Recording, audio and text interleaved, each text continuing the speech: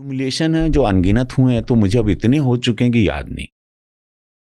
एक होता ना, मेरे साथ 1,00,000 बार ह्यूमिलिएटेड हुआ हूं मैं, तो अब मुझे कौन सा बड़ा वाला है वो याद ही नहीं है कि छोटा क्या।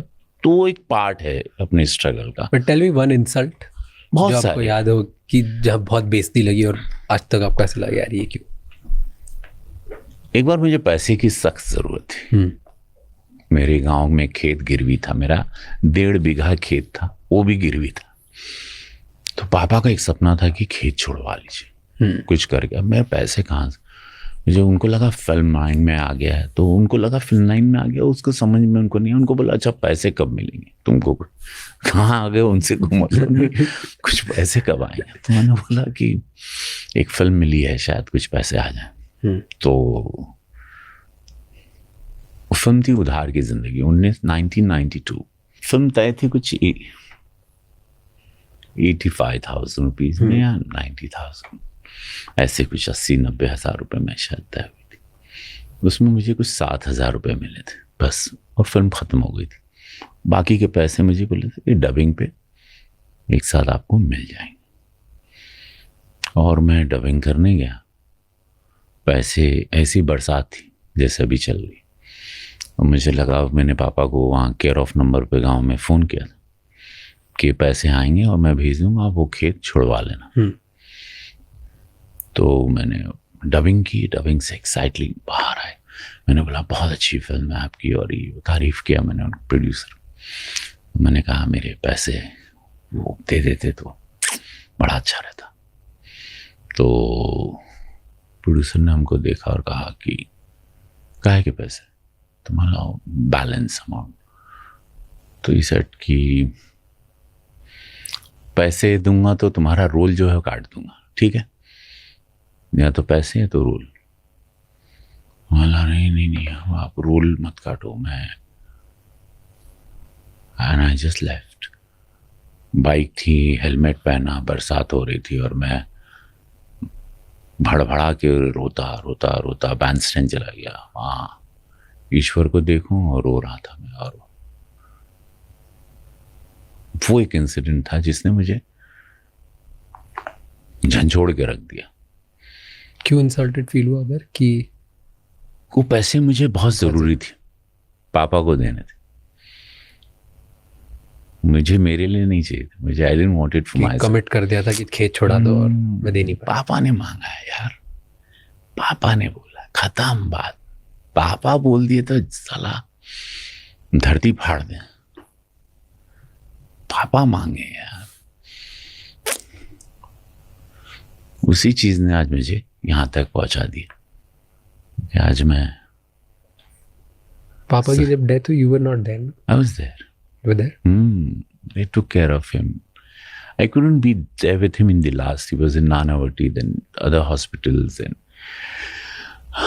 बहुत उनको बचाने की कोशिश की, बहुत जितनी ताकत लगी। मैं सांसद बन गया था, उनको खुशी मिल गई थी कि मैं मेंबर ऑफ पार्लियामेंट।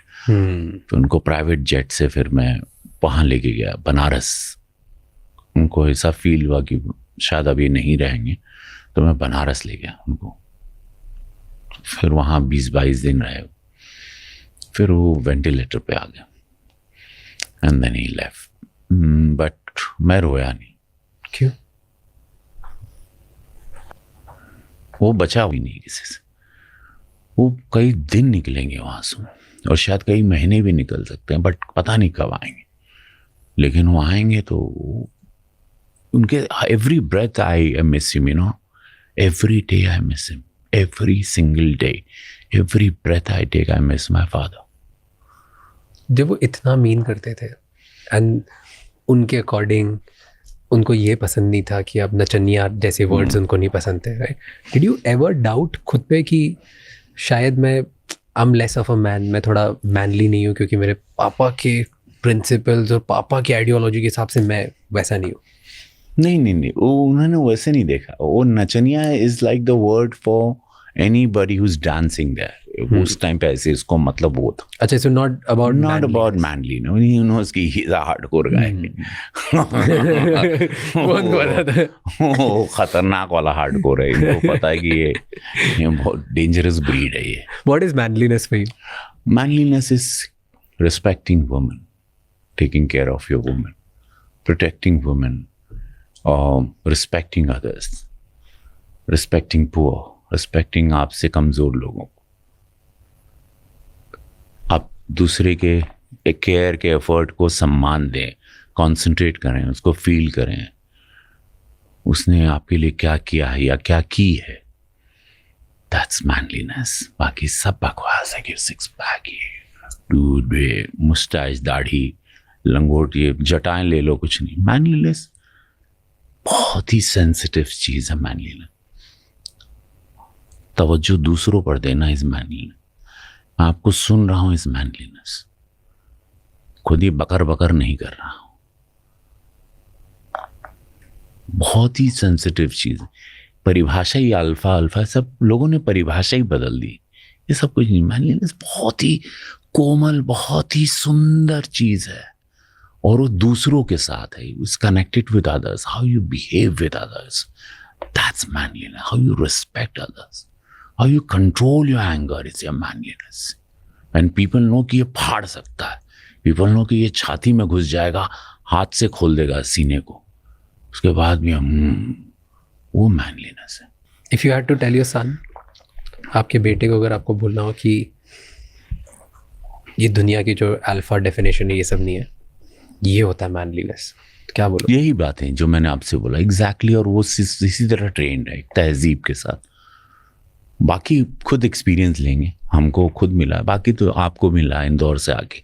आप ट्रैवल कर रहे हो ऑल ओवर द वर्ल्ड, सबको अपने अपने मिलेंगे. आप बेसिक्स बता के छोड़ दीजिए बच्चों को, बाकी तो उनको संसार, ये समाज अच्छे से ट्रेन कर देता है.